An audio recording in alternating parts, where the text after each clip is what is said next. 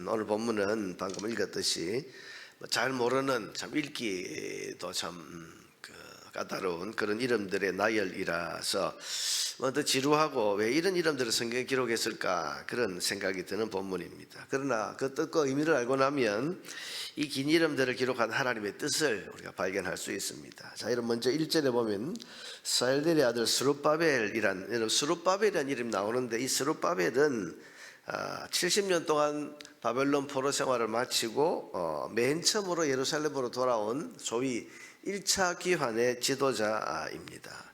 그러니까 이 이름들은 1차 귀환 때의 이름들인데, 그 뒤에 나오는 예수아는 그때 스룹바벨과 함께 돌아온 대제사장의 이름입니다. 그래서 1절에 보니까 스알델의 아들 스룹바벨과 예수아와 함께 돌아온 제사장들과 레위 사람들은 이러하니라. 그러니까 제사장들과 레위 사람들의 이름을 지금 여기에 기록을 해 놓은 것입니다. 그래서 1절부터 7절까지는 이 스룹바벨과 함께 1차 귀환에서 돌아온 제사장들의 이름이 기록이 되어 있습니다. 그리고 8절부터 11절까지는 거기 보면 레위 사람들은 이렇게 나오죠. 그러니까 제사장들과 함께 돌아온 레위 지파 사람들의 지도자의 이름이라고 이렇게 볼 수 있습니다. 그러니까 제일 앞에는 제사장 이름, 뒤에는 레위 지파 사람들의 이름 이렇게 되어 있고, 사실 오늘 본문이 12절부터 26절까지 읽어야 되는데 12절 이하에는 요아김 때에라고 하는, 이때는 언제냐 하면 2차 귀환, 그러니까 에스라와 함께 돌아온 2차 귀환인데 앞에 1차 기한하고는 약 한 80년 정도의 그 기간이 떨어져 있습니다. 그러니까 이 앞에 있는 사람들은 70년 만에 돌아온 사람들이고, 그 뒤에 12절부터는 한 158년, 160년쯤 지난 다음에 돌아온 사람들, 그 사람들의 이름인데, 여기에 제사장들과 레위지파 사람들의 이름이 기록이 되어 있습니다. 자, 이것은 어떤 의미가 있는가? 첫째는 여기 있는 이 사람들은 여러분 바벨론 포로로 끌려가서 바벨론에서 70년을 살았는데, 그 70년 동안 자기가 제사장이고 레위인이라고 하는 소위 자기 정체성을 잘 지켰다는 사실을 우리가 알 수 있습니다. 보세요 여러분, 성전이 있어야 제사장이 있고, 성전에서 드리는 제사가 있어야 레위인이 레위인일 수 있습니다. 제사장은 뭐 하는 사람입니까? 성전 제사를 집례하는 사람. 레위 사람은 성전 제사에서 수종드는 사람. 여러분, 성전이 없으면 제사장이나 레위인이 의미가 없습니다. 그런데 나라가 망하고 성전은 다 파괴됐고, 더군다나 먼 나라에 포로로 끌려간 사람들이 나는 제사장이다, 나는 레위 사람이다. 여러분, 이거 한 몇 주 동안은 그럴 수 있고 한 몇 달 동안은 그럴 수 있습니다. 그런데 세월이 70년이에요. 70년 동안 남의 나라 포로 생활을 하면서 성전도 없고 나라 다 망했는데 70년 만에 돌아와 보니까 나는 제사장이다 알고 있는 거예요. 자기 정체성을 지키고 있는 거예요. 158년 만에 돌아왔는데, 그러니까 158년 만에 돌아왔다고 해서 이 사람들은 2대 3대 이 정도 된 거 아니겠습니까? 근데 알고 있는 거야. 나는 제사장이다, 나는 레위 사람이다. 그래서 지금 돌아와서 성전 재건하고 성벽 완공하고, 그러고 나서 족보를 조사해보고 사람들을 모아보니까 제사장 집안 그리고 레위 사람들 그대로 다 보존이 되어 있는 거예요. 이건 자기 정체성을, 여러분 그 바벨론 포로 생활 동안, 그리고 자기들이 죽고 자기들의 자녀들에게까지 그 정체성을 지키도록 그렇게 애를 썼고, 그 정체성을 지키기 위해서 무던히도 노력했다는 이야기입니다. 귀한 일이죠. 사실은 여러분 70년 동안 이 사람들이 자기 정체성, 내가 제사장이고 내가 레위 사람이라고 하는 이 정체성을 지키기 위해서 얼마나 수고하고 얼마나 노력했는지를 우리가 알 수 있습니다. 자, 여러분, 우리가 이 바벨론에 끌려가서 거기서 자기 정체성을 지켰던 사람들 가운데 우리가 알고 있는 대표적인 사람이 다니엘이죠.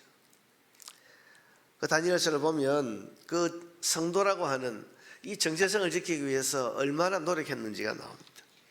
바벨론에 포로로 끌려갔던 다니엘은 그 바벨론 왕궁에서 자기 정체성을 잃지 않으려고 노력을 했습니다. 목숨 걸고 왕의 진미를 먹지 않았고 우상에게 절하지 않았습니다. 하루 3번씩 예루살렘으로 향한 창문을 열어놓고 그 앞에 무릎 꿇어 하나님께 기도하는 그런 삶을 어떤 위협 속에서도 포기하지 않고 살았고, 목숨을 잃을지언정 그 성도됨을 감추지도 않았고 또 포기하지도 않았다는 것을 우리가 다니엘서를 통해서 알 수 있습니다. 여기 나와 있는 제사장들, 레위인들, 자기가 제사장이고 레위인 하나님의 백성이라는 이 정체성을 이 70년 동안 또 160년 동안 대를 이어가면서 잘 지켜왔다.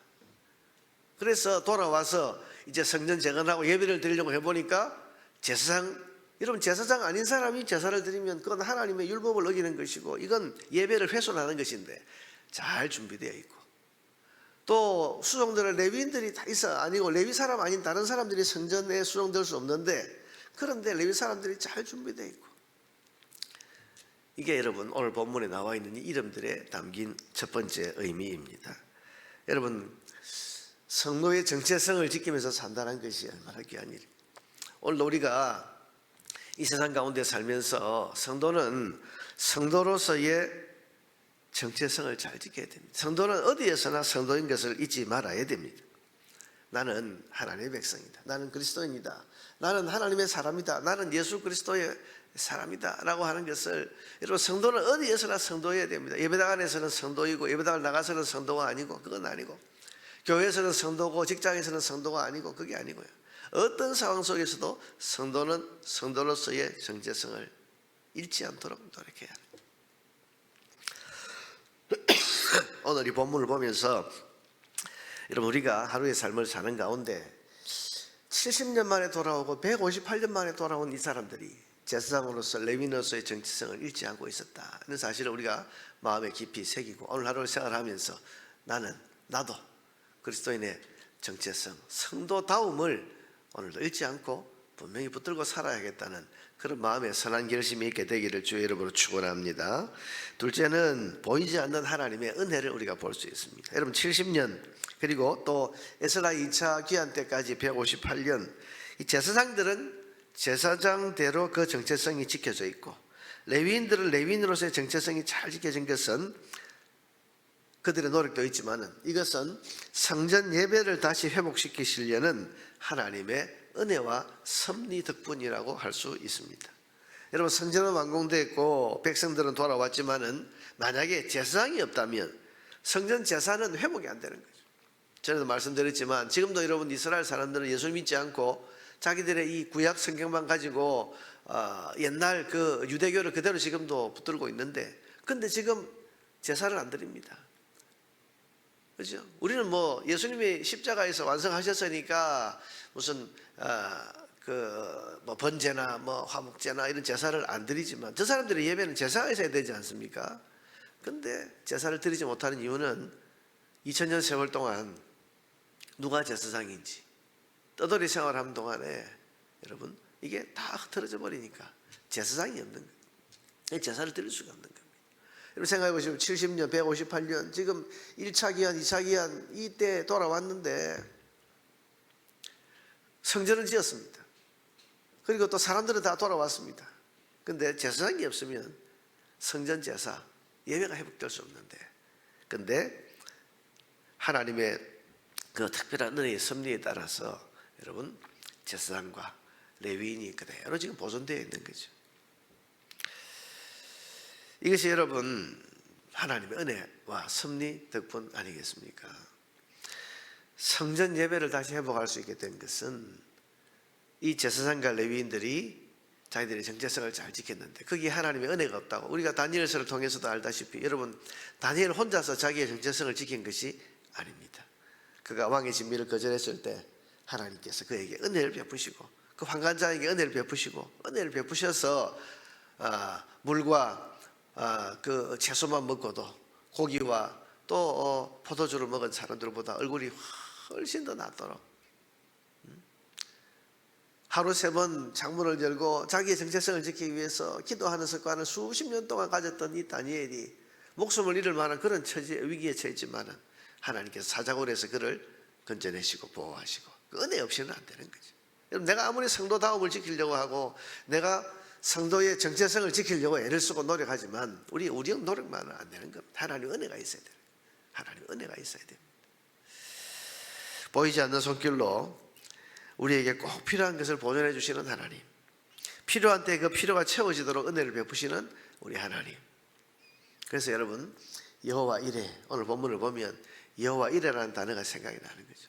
하나님께서 준비해 놓으셨다. 제사장들을 잘 준비해 놓으셨고, 하나님께서 레위인들이 레위인으로서의 정체성을 잘 지켜서 성전 제사가 다시 회복될 때 제사도 드릴 수 있고, 또 제사에 수종되는 사람도 준비되어 있어서 완벽하게 제사가 다시 이루어질 수 있도록 하나님께서 여호와 이레 준비해 놓으셨다.